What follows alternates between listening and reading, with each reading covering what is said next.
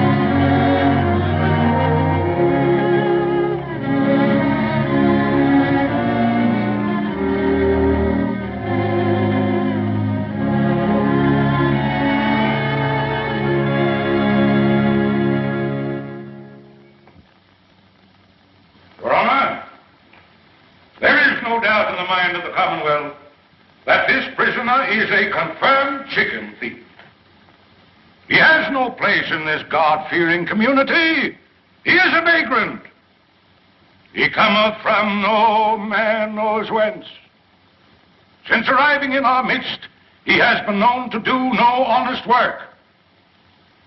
The Commonwealth of Kentucky asks, yea, demands, that he be adjudged guilty and sentenced to 6 months on the chain gang.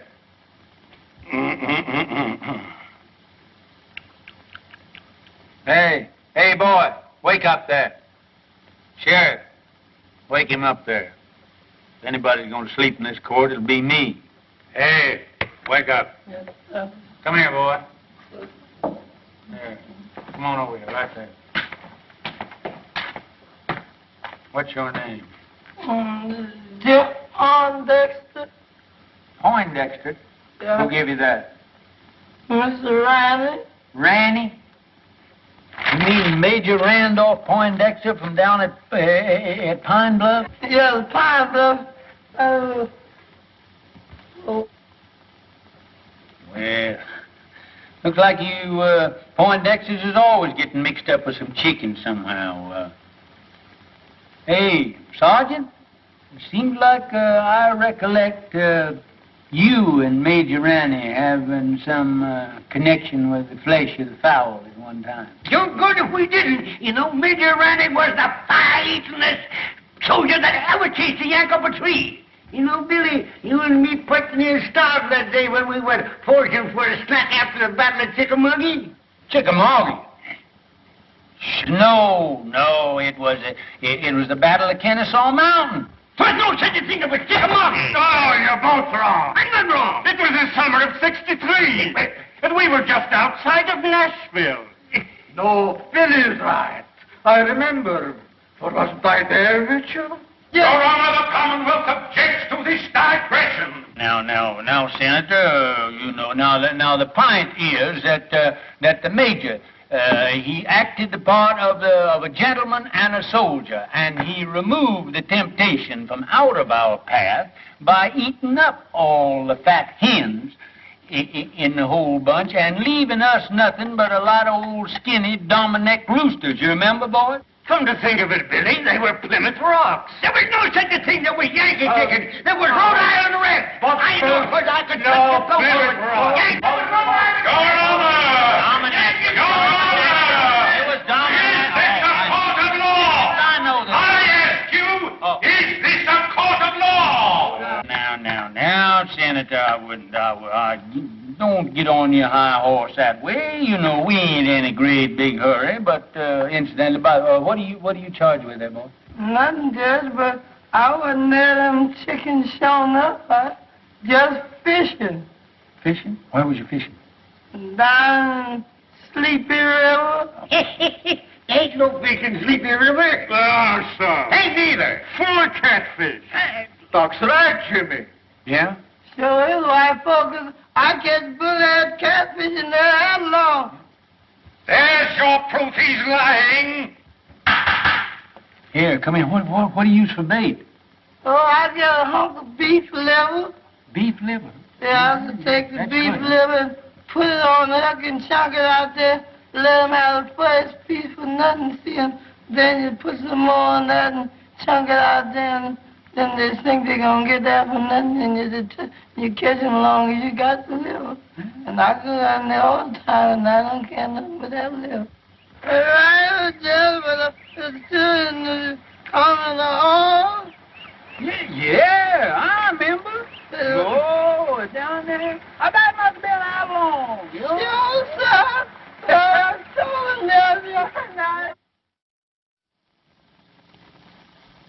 I got to take down the judge's clothes. Got to take 'em in the house. Yes, Lord. Got to get out that old ironing board. Fix 'em up for the judge to wear.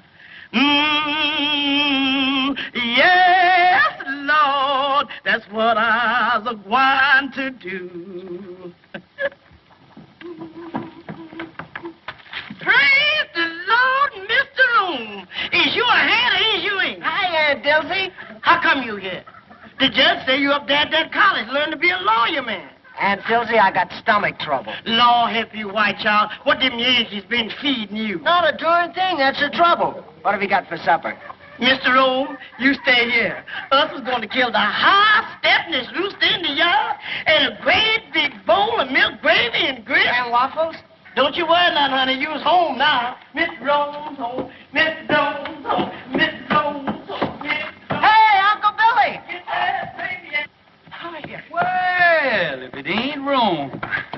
Well, salt me down. What happened up there? Did them Yankees kick you out of that law school, huh? Sure they did, with a diploma. You're now looking at a full-fledged member of the bar. Let me look at you. Full-fledged, my gizzard. Yeah, lawyer. You know, you better get your britches half sold, because you're going to sit around a long time before you get your first client. Well, I don't mind, Uncle Billy. You know what happened to me before I got my first client, don't you? Lord, I sat through 2 Republican administrations before I...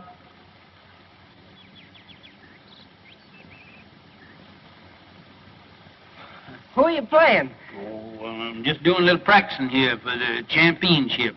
I got Jeff here. He's doing the retrieving for me. Me and Herman Felsberg is going to play against Jimmy Bagby and Doc Lake. 2 of them balls down there, will you, Jeff? 2 again. Mm-hmm. Remember the last time? I'm going to show you what had happened to Jimmy Bagby now. If he's, just want to show you how far I can... Ooh, look at... Look at them Yankee shoes you got on there, Jeff. Look at that. Yes, I never seen shoes with buttons on them before. I seen pants, but... Oh, say, that's fine. Oh, just take your button shoes with you and just step that off and see just how far it is. All right, I think that's Uncle about Bill. a record. 1, 2, 3, 4.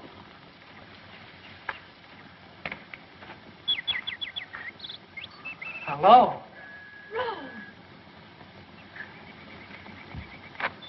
Glad to see me? Why, I thought you were still up north. I got in this morning. How'd you know I was back here? Well, I didn't, but Uncle Bill... Why, you look pretty with those things. Isn't this a lovely spray? Mm-hmm. Now, young lady, I want to ask you a question. Please let me down, Rome. Miss Gillespie, will you please tell this court why you didn't answer my letters?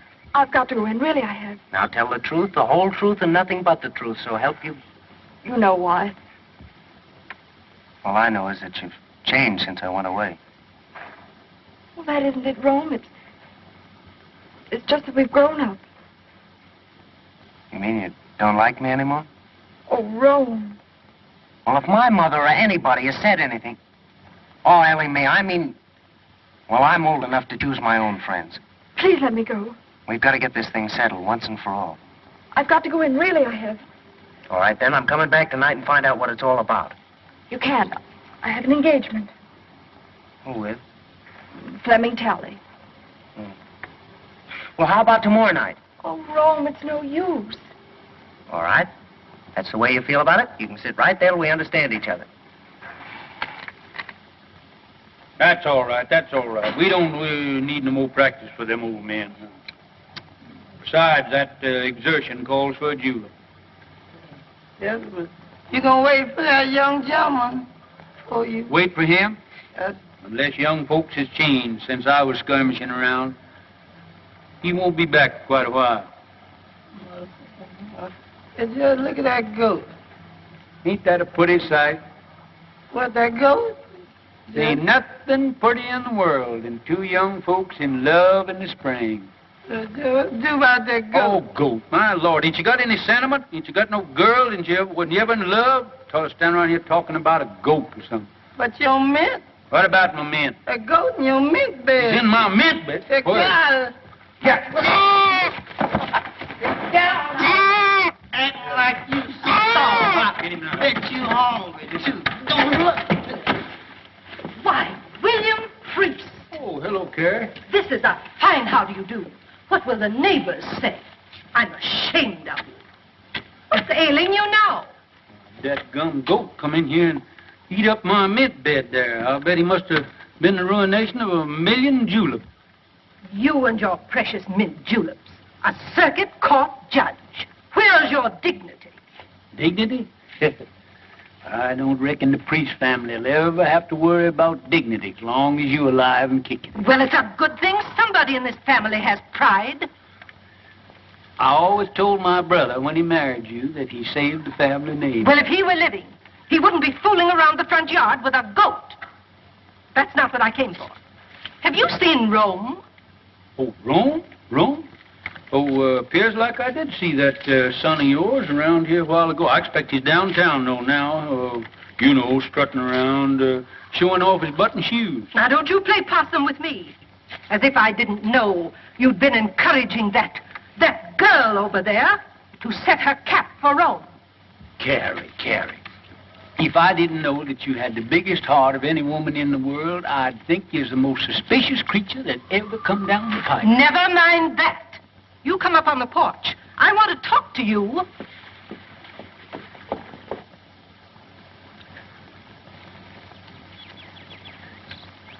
If I'd have known that's the way you felt about it, I wouldn't have hurried home so fast. I'm sorry, Rome, but after all, you have your career, your family, and everything in the world that matters to you right here. I don't think you care what matters to me. That's not fair, Rome. After all, I'm only telling you for your own good.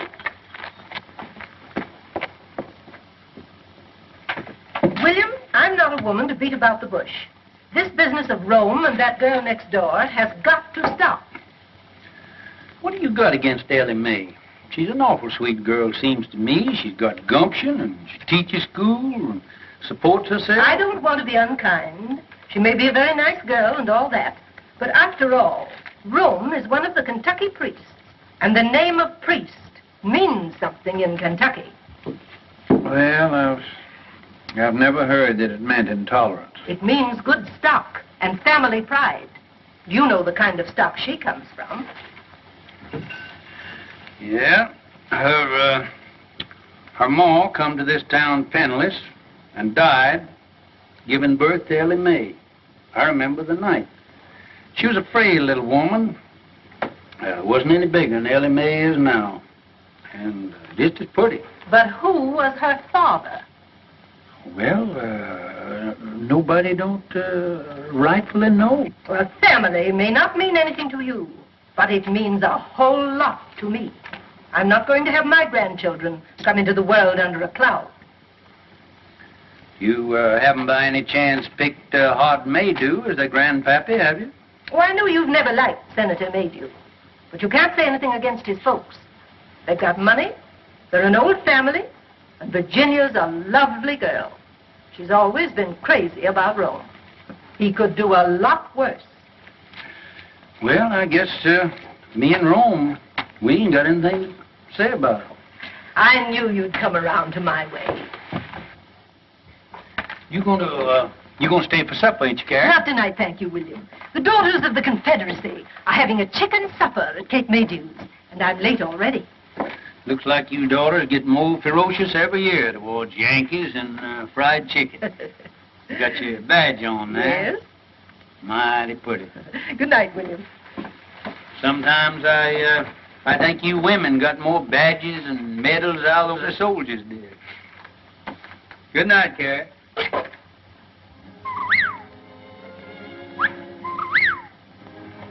Listen to that old whippoorwill calling his mate. Him and his kin has been nesting around here for nigh on 30 years. It's a lonesome kind of sound, isn't it, Uncle Billy? Tis so. You know, the good Lord never meant for nobody, either man or bird, to live by themselves. Uncle Billy, why didn't you come and live with us after Aunt Margaret died? Oh, I never could stand your mom's cooking.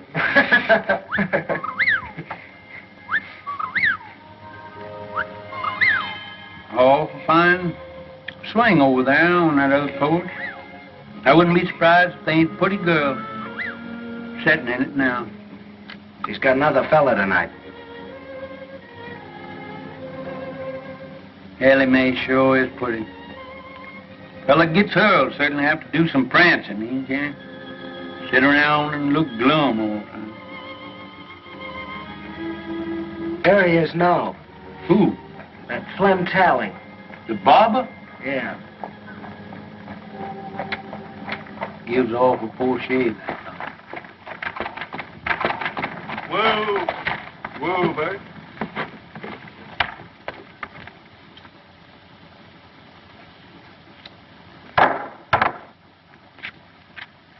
Yeah, I am, honey.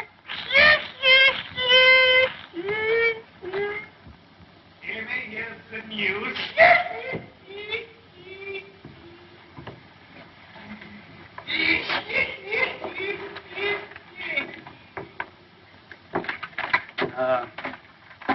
Son, there ain't nothing will get your mind off women folks like work. Will you run back in my library there and get my old Kentucky Code of Statutes? It's an old calfskin book up on the top shelf there. That gets me, that brain there. Long years, I'm just going to see if I can't stop him. Gabby Rives and Joe Herringer, you know, the boys that work for me down at my barber shop. Well, they comes to me tonight and wants me to go over to Old Town. Some high-flying gals over there. But I tells them no. I can have all the fun I want right here at home. Now, guess who I was talking about? Couldn't I make you some lemonade? Lemonade? Sure, honey. And I got something to sweeten it with.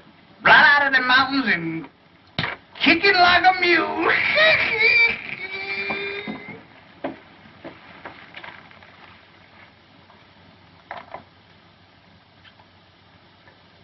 Jack. Oh, Jack. You see anything of Mr. Flem Tally, the barber man around here? No, what'll he be doing around here? I don't know, Judge, but they're headed this way for him. What are you talking about? Who's they? Some lady's pappy, two-barrel shotgun. He said Mr. Tally's been messing around. He sure is in a killing mood. Well, you mean that he's going to annihilate him? No, sir. He just going to shoot him. That's all. Well, there ain't a thing that I can do about it.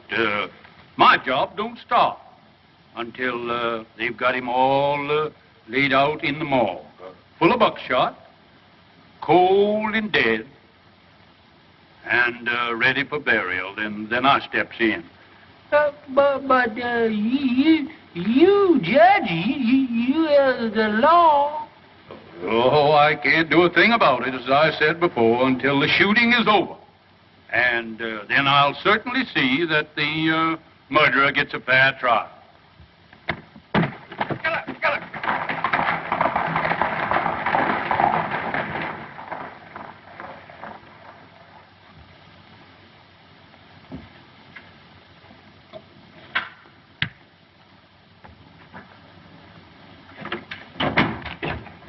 Uncle Billy, I couldn't find that book anywhere. What book? That Kentucky law book. Oh, maybe I didn't have one. Ellie Mae's waiting for you over there. What? How do you know? Are you sure? Now, don't be standing here like a jaybird gawking when I tell you she's waiting. Go on out of here and go.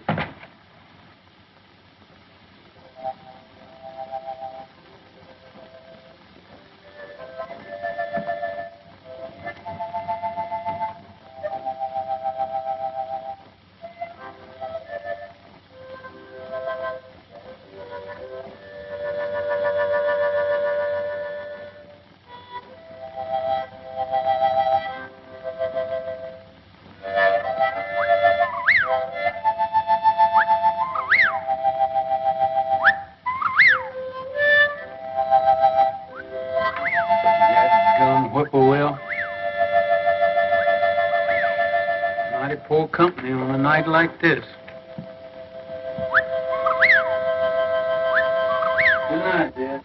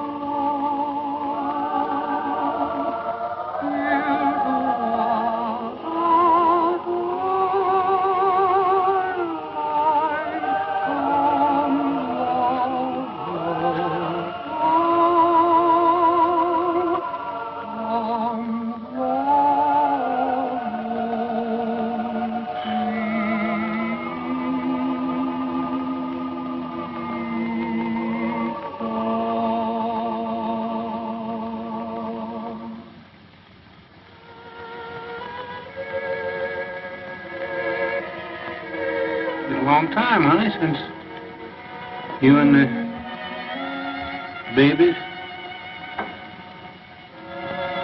went away. Oh, Rome come home tonight.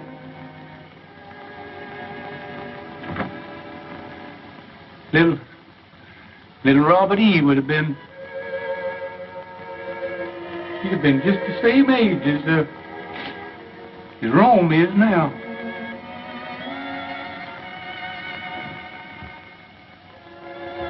I guess it's Rome coming home is what makes it seem more lonesome than ever around here.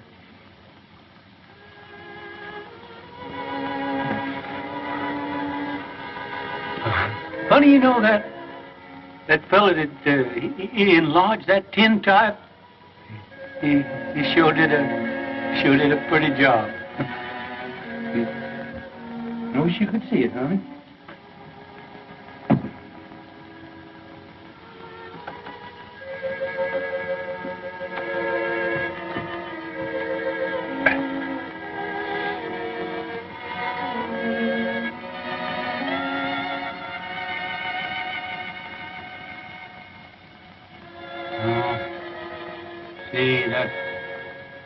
That fella put that gilt on there was regular humbug.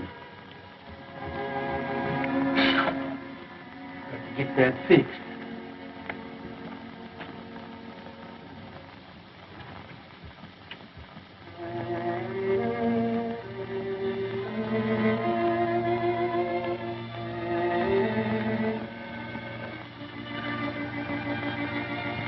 Honey, it sure is a pretty night. Been an awful late spring. But I don't know when I've seen the flowers looking better this time of year.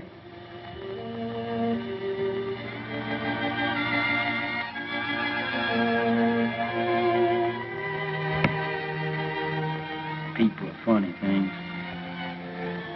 Always got their eyes set on something. Rome, he's got his eyes set on Ellie Mae, and Carrie, she's got hers set on old Hard Maydew's daughter, Rome. Old Hard, he's got his eyes set on my job. Some of them's gonna be disappointed. Them honeysuckles sure do smell sweet. Seems like I just can't get my nose full enough of them.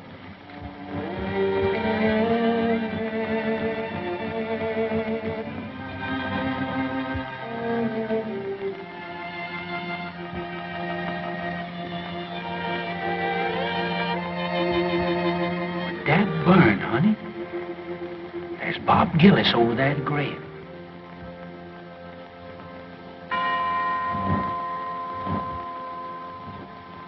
It's at Ellie Mae's mother's. You're a pretty boy, though. Yes, sir, you is. Hi, Jimmy. Hello, Billy. What are you doing there? Figuring on getting called to the colors again? Hello, Gillis. Hello. Never know what them Yanks is going to do. We licked them once, and I'm keeping old Deadeye ready in case we got to do it again. Say, better look at old General Forrest there. Think he's going to need a little shoeing pretty soon. Well, I'm mighty busy right now, Billy, shoeing them two horses over there. Hey, Bob, we better take a look at the judge's horses, some of them.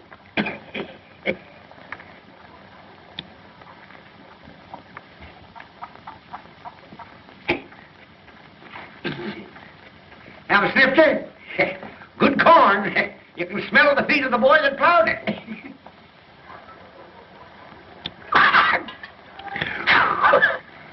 That breath of yours is like a hot mince pie.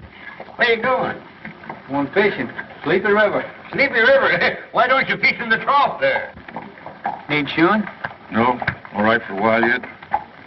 Say, bad scar you got there. Bullet? Yeah. Get that in the war? No. Folks say you come from up north. Must have got that up there.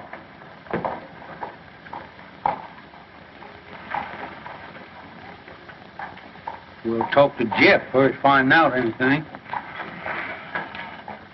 Hey, wake up here. Somebody come along, steal the horse, and leave you sitting here holding the line.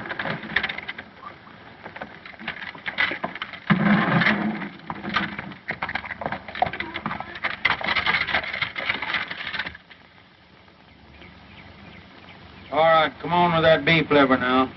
The bait is in a bait bag. Always keeping head Hurry up now. and liver.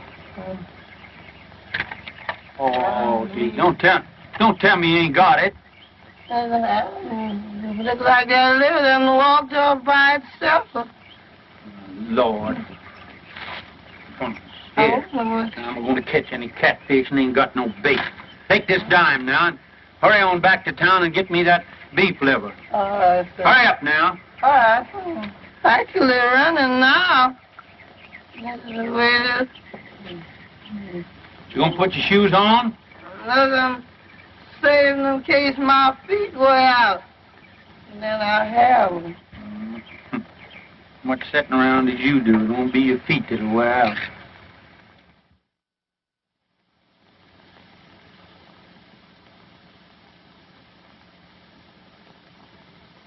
Master Jesus wrote me a note. He wrote it on the wall. He tell me to put on my Sunday clothes, for he's coming to fetch me soon.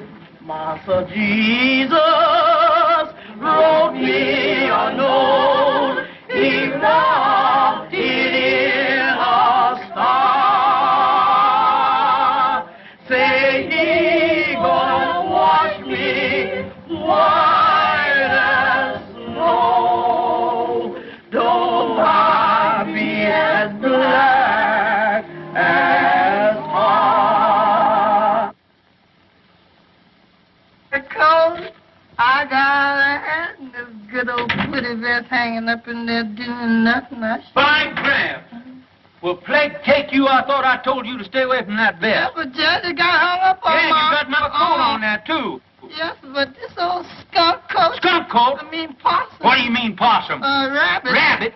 Say, listen, every inch of that is raccoon. Better be raccoon. I took it off a rich Yankee. Now you get in there and put them things away from there. Better get on over at that festival there. Dilsey might be needing you, too. How are you, Judge? Just Oliver, Evan, just Oliver. I'm afraid it takes ice cream and cake to get you old soldiers out of it, Judge. Yeah, if the Lord ever gets in a jam, why, he knows who to call on. That's right. Going to church isn't everything there is to it. Evening, Senator. Good evening, Reverend. Good evening, Judge Breeze. Good evening, Hart. There's one of our best churchgoers.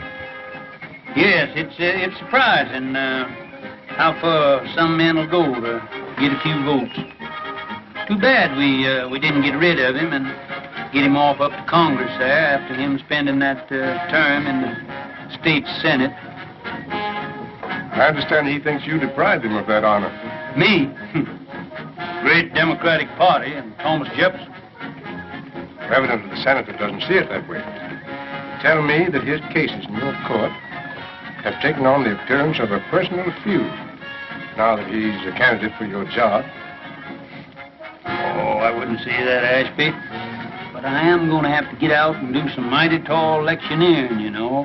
Hart he's a spellbinder in a silver tongue from way back. I'm just an old country Jake who kind of a baby kisser. I ain't got much to offer the boys in the way of rhetoric. I understand he doesn't approve of your grammar. My grammar. First thing I learned in politics was when to say ain't.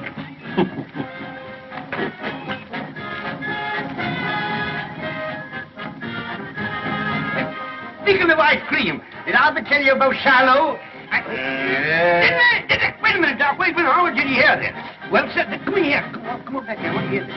It was the eve before Shiloh, and them orders had to get across the river to General Beauregard. What did I do? I took off my clothes and I stuffed the orders in my mouth and I plunged in. It was pitch dark. Well, sir, I was going... Good evening. Swimming again, Jimmy? Where was I? Right in the middle of the river. Yeah, yes, sir. There you're swimming in 12 miles to go yet. And there I was, swimming and swimming, diving under and around. Yankee gunboats all around me, surrounded by Yankee gunboats, and me dodging them right in... Gunboats? Yes, sir. Putting them gunboats in there is a new tax, ain't it, Jimmy? Now, Rome.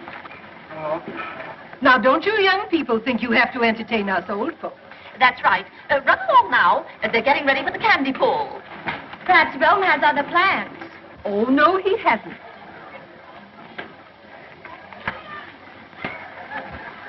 I declare, Virginia gets prettier every time I see her. And I know you're happy to have Rome at home again. Oh, he's such a nice boy. Don't they look fine together? Look at them, Horace. Ah, yes. Youth, beauty. Why, I remember when I first crossed the threshold of my young manhood and listened to the sweet murmurings of my heart. Oh,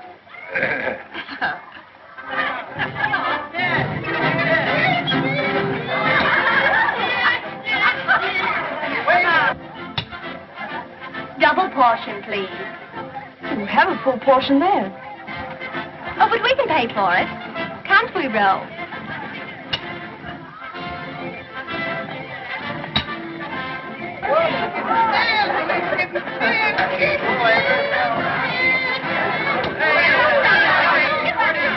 Gentlemen, I propose to conduct my campaign on a dignified basis. No personality. Others may censure the homespun manners of Judge Priest on the bench. Not I. Others may question the methods by which he has held political control of the county for a quarter of a century. Not I. Oh, gentlemen, merit alone will count in the forthcoming election. Where have you been keeping yourself, Ro? I think you've forgotten where I live. Nothing like that. Mother and Daddy are always teasing me about you. I tell them you don't care anything about me. Bet you have a girl up north. Well, even if I did have, haven't you got every boy in town on your string? Oh, those stick in the mud. They make me tired. Besides, I've been waiting for somebody else.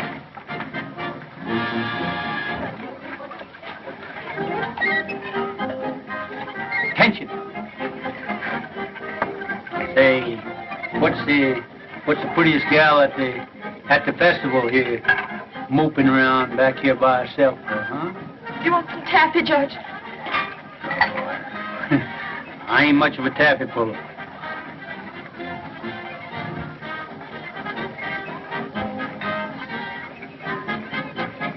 On second thoughts, you can give me a wad of that, too. All right, put the butter on your hands first.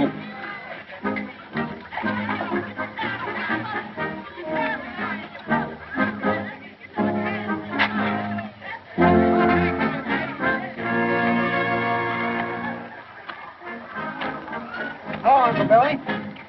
Oh, no. You ain't doing that right. What's the matter with it? Here, let me see your hand. You ain't got no butter on there, no wonder. Here, let me show you. Put mine in here. Let me show you. There. Go on up there. Run on up there and put some more stickum on your hand there. Go on, right up there. All right, Uncle Billy. That's it. Now, here. Put that right over in there now. Now, here. Now, that's the thing. Candy pulling, you got to keep your mind right on it. Look, that's how you're getting it all on your hand. Keep your mind on what you're doing there now. Lord, you pulling candy with the champion candy puller of this neighborhood now.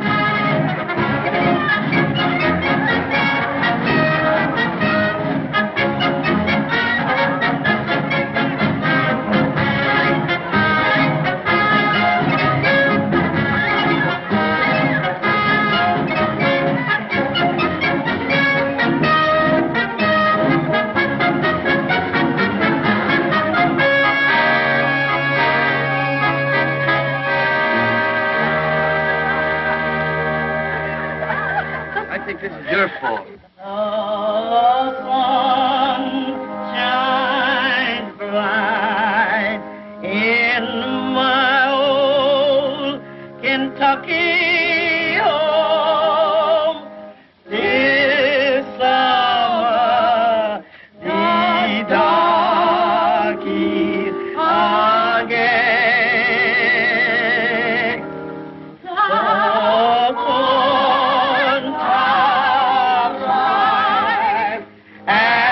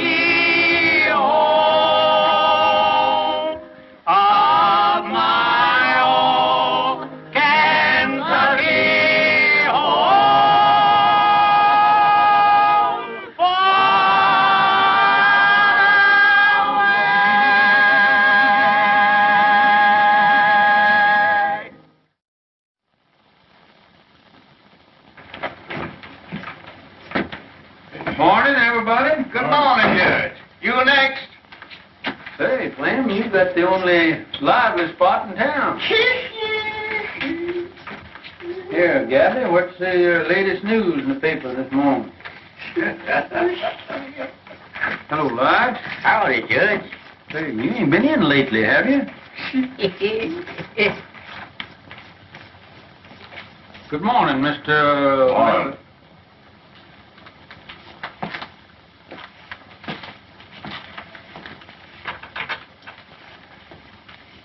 Nice day. Yeah.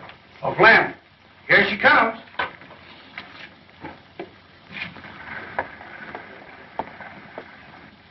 And does she like her Flemish? Hey, Flem, when you two getting hitched? Don't know it. I heard nobody talking about marriage. You ain't scared of no shotgun wedding, are you? Not as long as she ain't got no paw.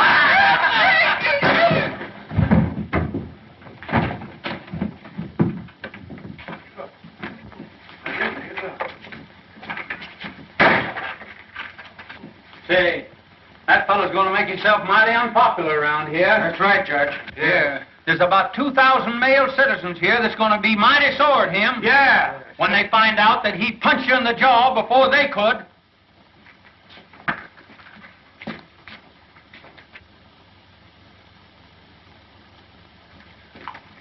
Yes, he's going to be awful unpopular around here.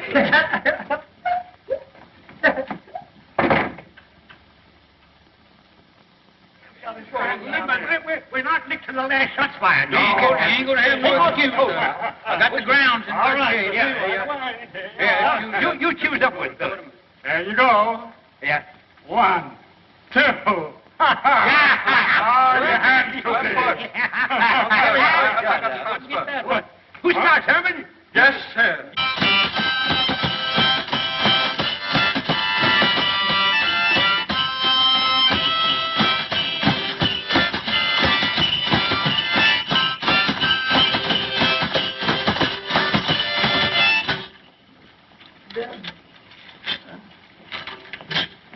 My wife and I live all alone in a country called our home. Don't put enough in that, just like mother and dad.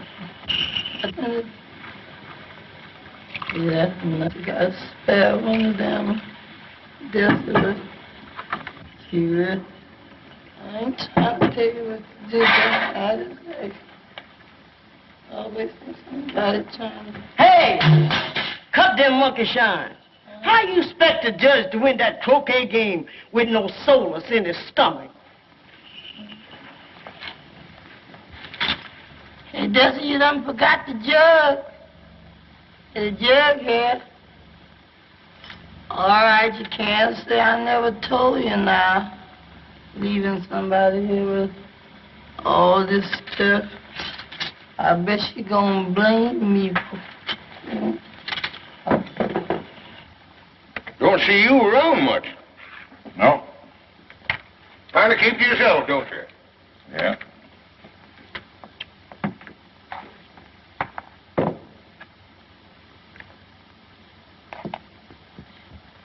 Joe, get some more beer while I knocks me that 14 ball down there in the corner. I'll pay for it. Hey, Flem, Gillis is out there. Yeah? Yes. Come on, let's get it. No, hold your horses now. He'll be heading to you in a minute, going home. Fellas with me? Sure. Sure we will.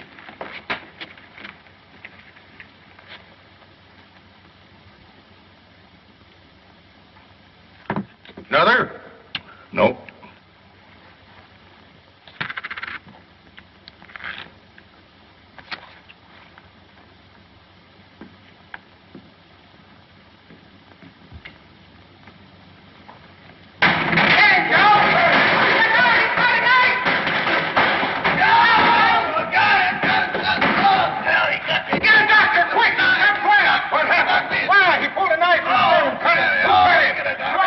He cut Flem. We saw it. With the knife?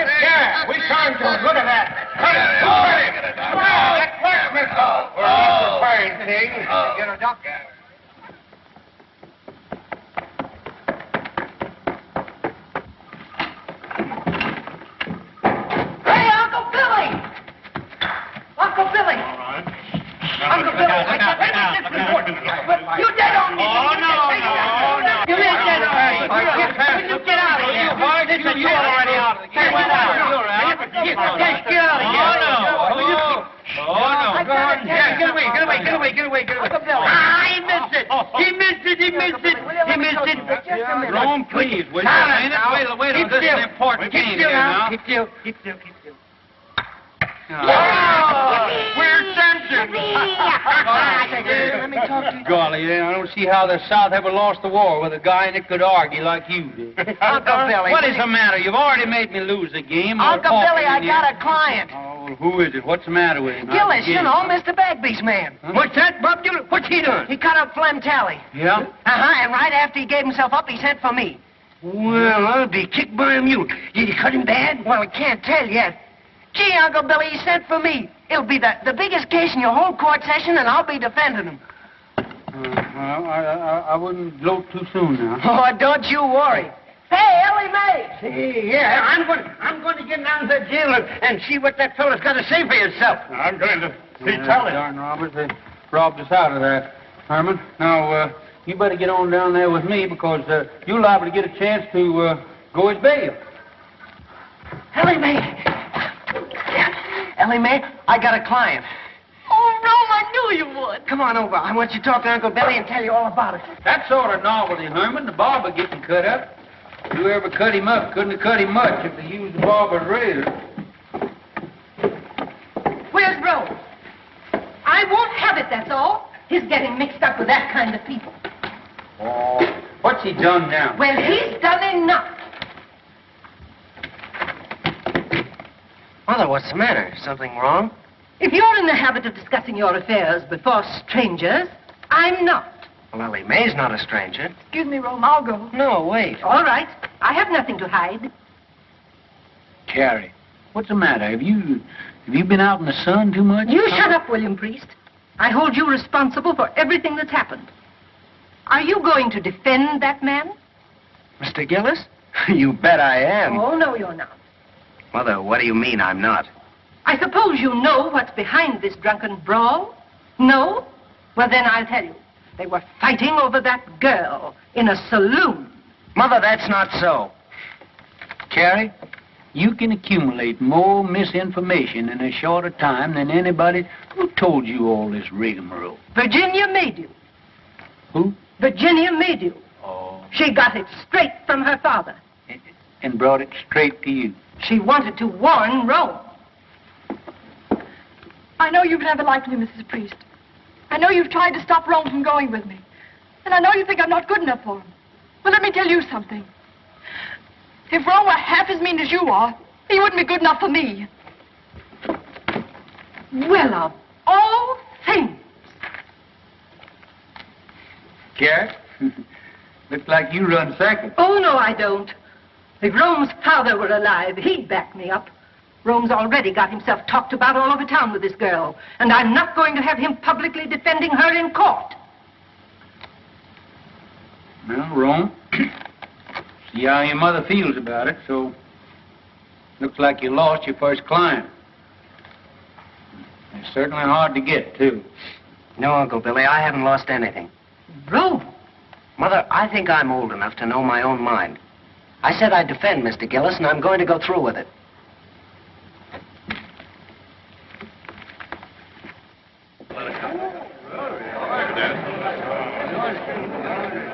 Right this way, Reverend. Have that chair there, please, sir. Hi, Irvin. Hi, Lou. How are you? All right.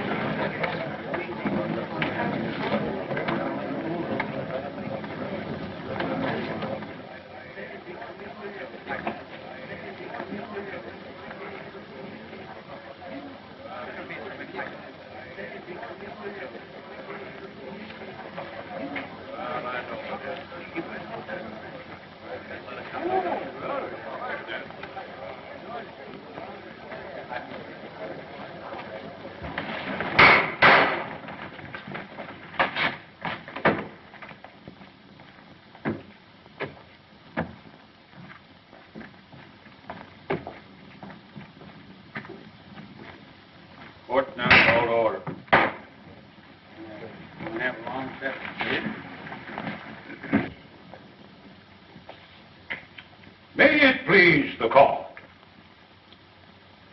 I would point out that for many years, a political and personal difference has existed between your honor and myself.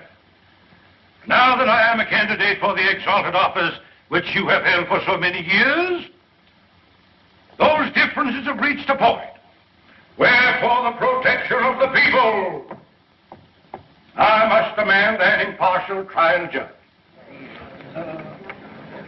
Perhaps I'm getting deaf, but the fact had never reached me before. Are you insinuating that you won't get full justice in this court? I maintain that my language was sufficiently plain for any comprehension, however obtuse. But I will make it even franker. I charge, in the presence of two witnesses, you took sides with defendant Gillis in a prior attack upon this plaintiff. I've been sitting on this bench for nigh on 20 years, and nobody has ever asked me to step down. I'll file an affidavit of prejudice.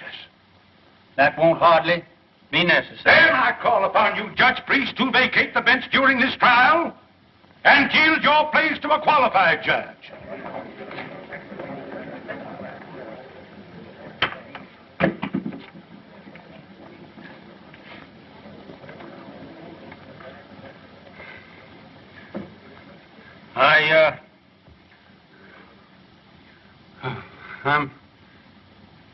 I'm not denying, Senator, that you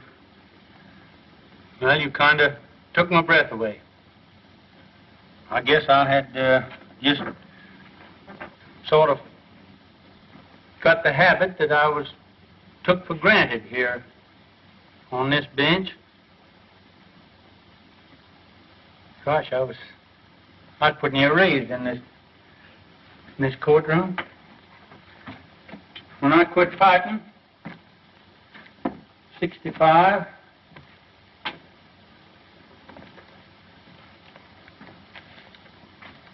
for what we thought was right, I kind of calmed down, found out I couldn't lick the whole United States.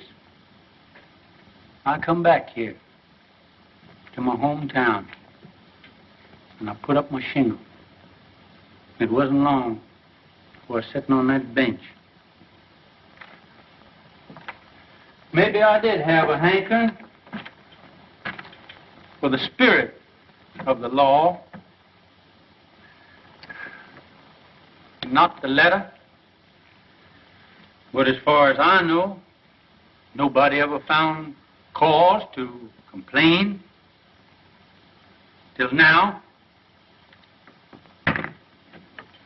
Now, you jury, you forget everything that I've said.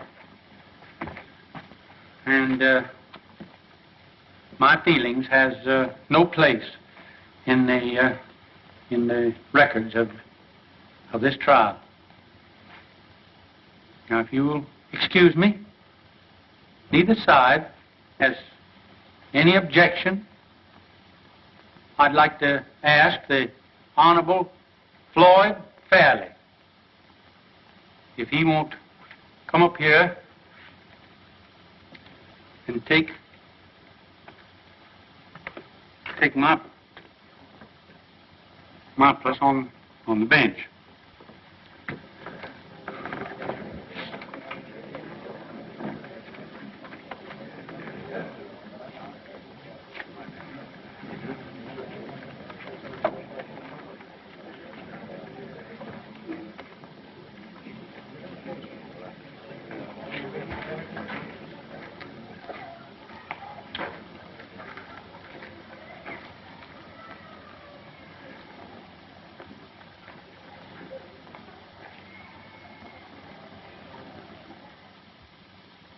Well, what happened then?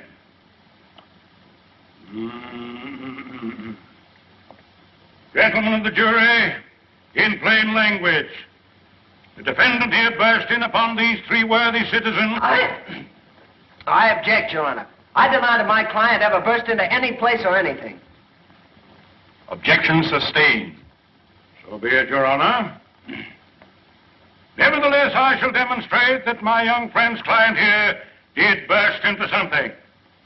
That armed with a lethal weapon, to wit, a dirk, dagger, or knife of deadly length and deadly sharpness, he burst into Mr. Talley's quivering flesh.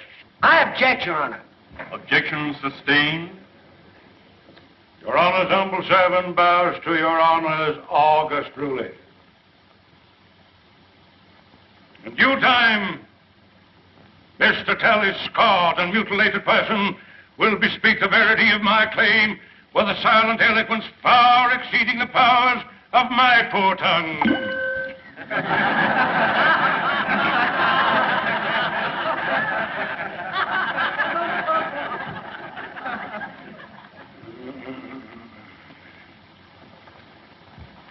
We was playing bottle pool when he come in and attacked at me. Didn't you attack him with a billiard cue? Not until after he come at me with a knife. Well, it's just like Flem says. We wasn't paying him no mind, and he come looking for Flem. But weren't you three all armed with billiard cues? Well, never heard of nobody playing pool without them.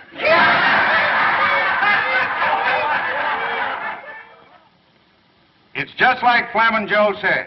He come in looking for trouble. You don't like the defendant, do you? Who does?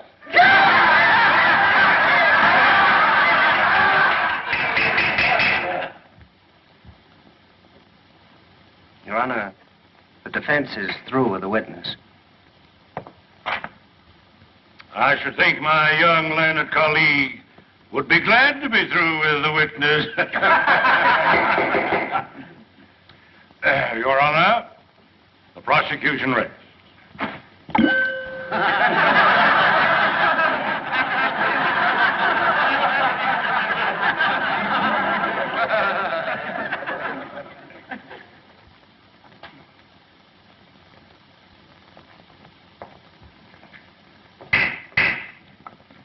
Before the defense proceeds, this court recesses for half an hour.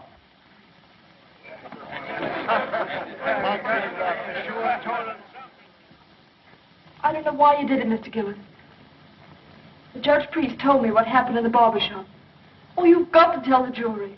They'd never convict you in a million years if they knew you were defending a girl's name. Don't you see? You can't think of me now. You've got to think of yourself. Look, Mr. Gillis, I don't want to bring Ellie Mae's name into this thing any more than you do. But she's right. They can give you 10 years for assault. The way Maydu's working on the jury, they'll give you the limit. Well, you've got to tell the truth, Mr. Gillis. Don't you see? You've got to. I ain't going to tell him anything.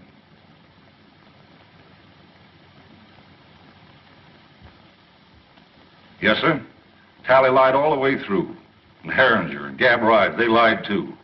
It was 3 against 1 in Billy Gaynor's back room, and it's 3 against 1 in this here courtroom. Have you ever been in any other cutting scrape in town before? No, sir. That's all. One moment.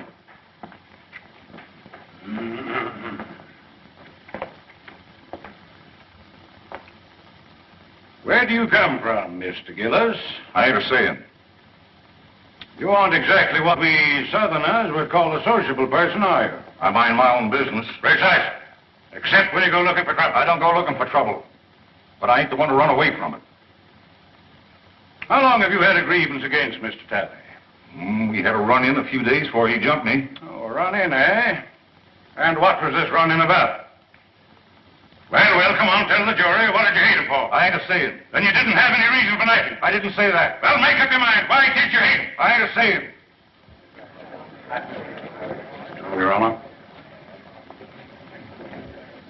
Anything further? That's all, Your Honor. The defense rests.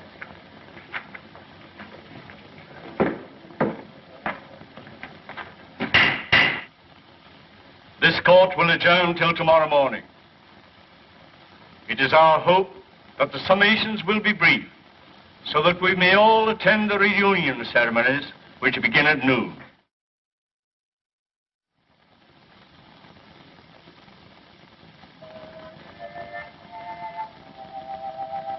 Well, Andy. Hey, this is a pleasure. I don't get the chance to do this often. You certainly does me honor. Here, Jeff, make the Reverend comfortable there.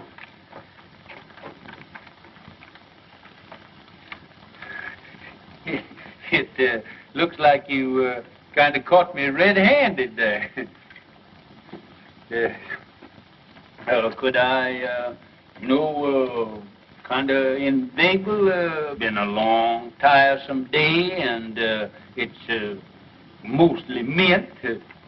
No, thank you, William. I appreciate your sympathy. You know, I kind of thought that that you'd be working on your Memorial Day address for tomorrow. Now, that'll take care of itself. What I'm worried about is this poor devil of a Gillis. You know Gillis? My trade takes me into queer quarters sometimes. Well, I feel just as sorry for that fella Gillis as you do, but I'm plumb out of it. Hart got the best of me. He sure did. Case is closed. It's all settled.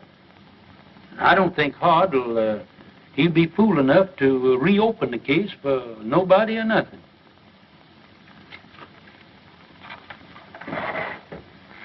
William, I have a duty to perform. A Christian's duty. I'm going to violate the sacred confidence of another.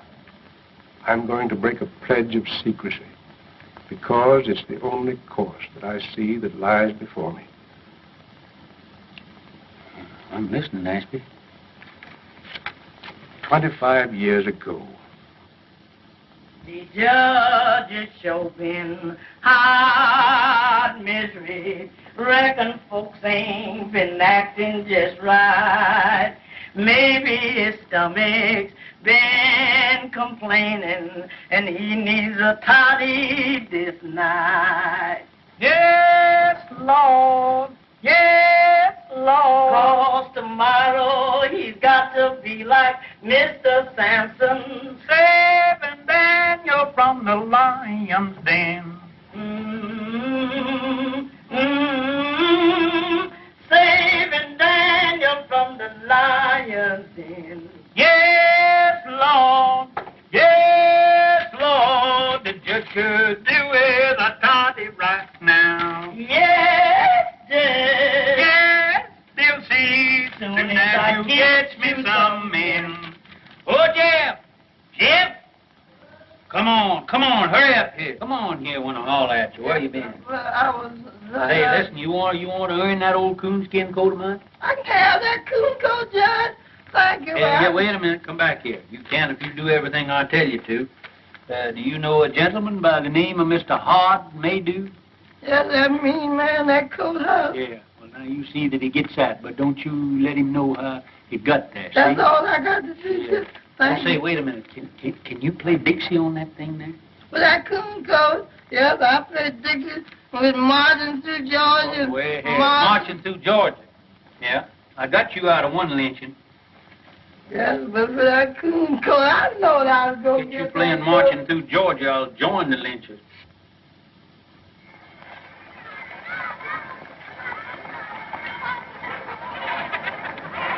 Hello, children. What do y'all got in your basket? Oh, the chicken. Well, that's what I got. That's what the judge like,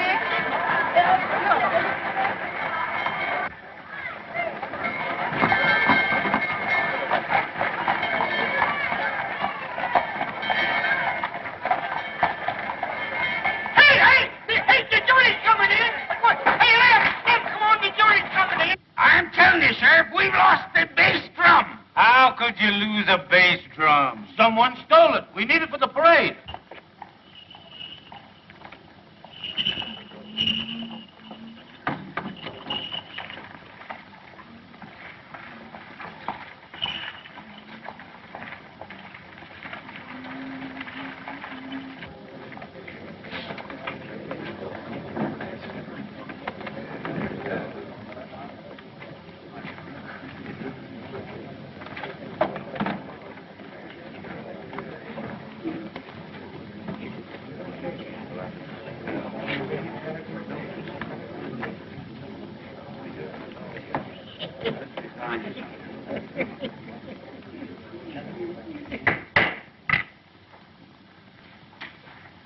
You may begin your summation, Mr. Prosecutor. May it please Your Honor. Since adjournment yesterday, certain information has come into the hands of the Commonwealth, which, in the interest of justice, impels me to reopen the case. The Commonwealth desires to recall the defendant Gillis for further cross-examination. Very well, Mr. Maydew. Proceed. Robert Gillis, take the stand.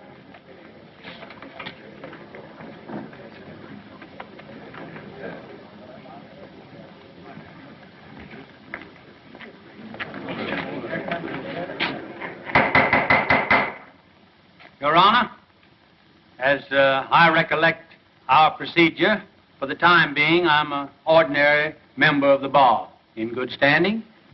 Not ordinary, sir, but absolutely in good standing. Oh, thank you, sir. Thank you kindly. Then I have the honor of announcing myself as Associate Counsel for the defense. Seeing as the case has been reopened,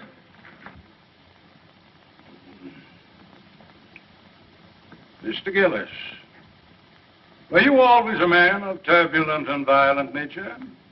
Always left them alone, has left me alone. Is that so? What was the name of the man you once upon a time murdered? I never looked on it as no, it wasn't murdered. A man was killed, wasn't he? Yes. And they stuck you in jail, didn't they? Yes. And they charged you with murder, didn't they? Yes. And the jury found you guilty, didn't they? Yes. Were you sentenced to be hung? No, I went up for life. Did you escape or were you pardoned? I ain't a-saying. I won't tell you no more no matter what you ask me. You don't need to. Judge Priest, your witness. no questions, Your Honor. But, Uncle Billy, hasn't the defense any evidence to offer in rebuttal, Judge Priest?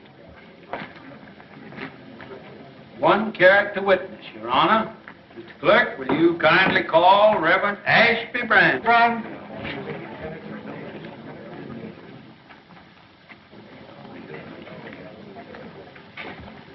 You solemnly swear to tell the truth, the whole truth, and nothing but the truth in the case now pending in this court? I do.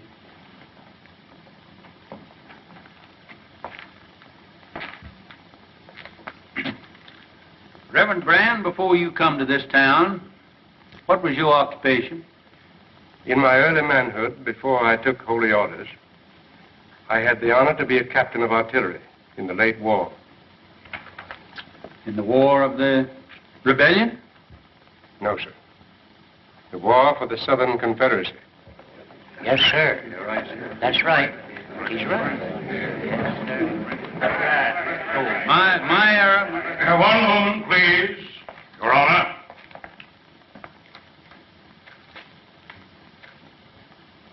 I yield to no man in love and everlasting devotion to that sacred lost cause for which my people fought and bled. But though I cherish all those dear and everlasting memories, which even the bare mention of that great conflict must awaken in every true Kentuckian's bosom, I fail to see any possible connection between this reverend gentleman's military record and the guilt of this man, Gillis.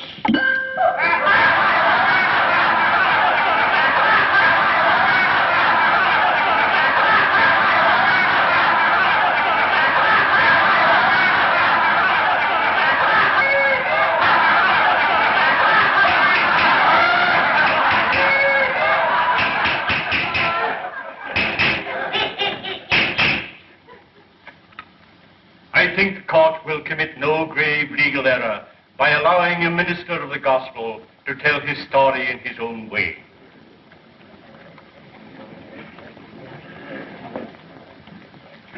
Meander along, Reverend Brand. As many of you know, I am a Virginian. On the day my state seceded from the Union, I enlisted. I was a private in Penn's Virginia Battery. By the latter end of the 3rd year, I was in command of that battery. All the officers ranking me had been killed or disabled.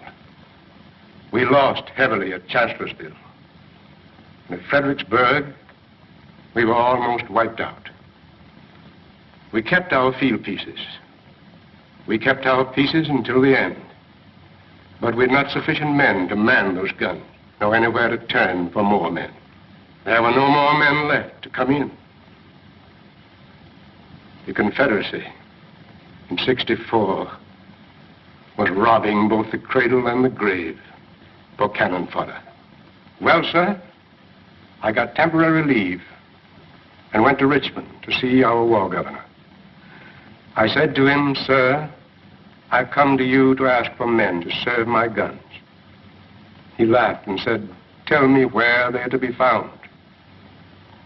I said, "Among the chain gangs from the state penitentiary." He said, "You've come too late, young man. I've freed every convict that might conceivably be trusted with freedom. There are left only the lifers, and I dare not turn them loose. They're working under guard, building defenses for you to fight behind." He opposed me, but I argued with him. Finally, I won. He gave me authorization, signed it, and with his own hand, affixed the seal of the sovereign state of Virginia.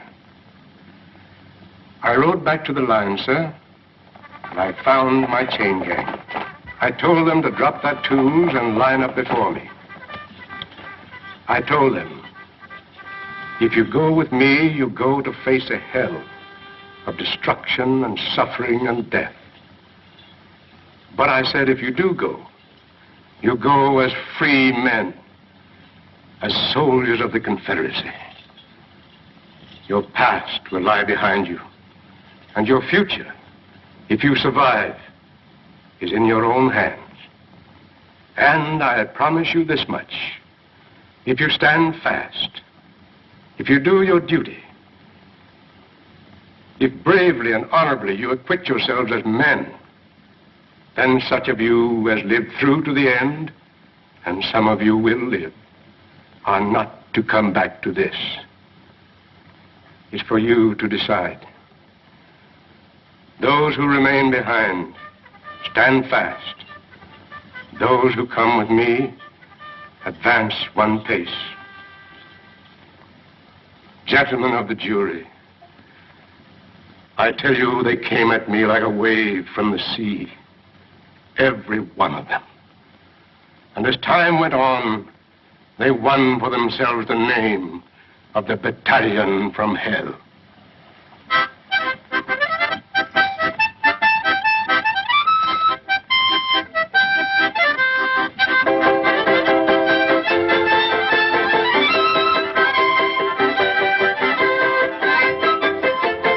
Those men, those fellows, with the scars of their shekels still on their legs, they fought for the South like men, none better. And they died like men, most of them. I was one of those men of whom I wish to speak a special word of tribute. He stood out for his courage and his fidelity,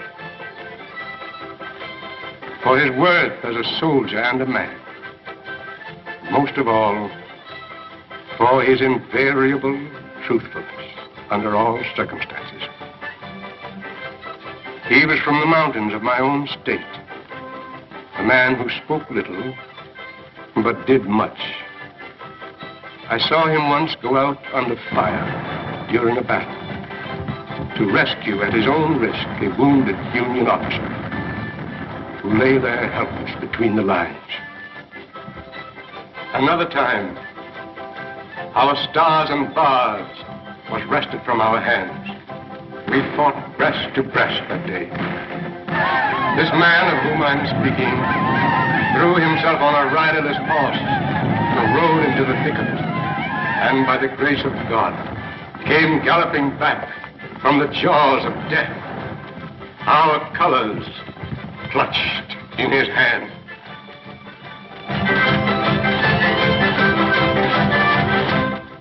And another day, when every man who served his gun, excepting him, was down, I saw him when the Union infantry charged, sitting astraddle his useless gun, and with a rammer for his only weapon, waiting for the enemy to come within reach. The countercharge from our infantry saved him.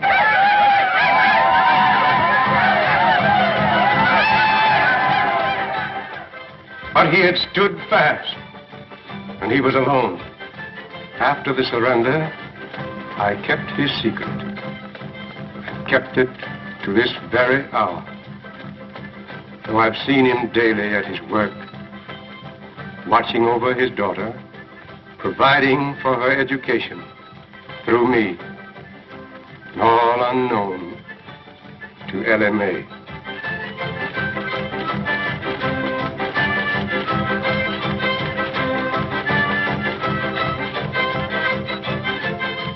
Gentlemen, as a soldier, I knew that man as Roger Gillespie.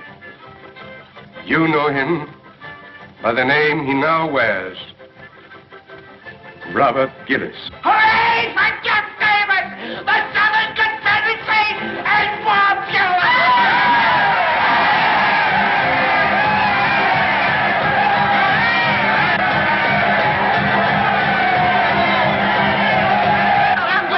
Get out of the way!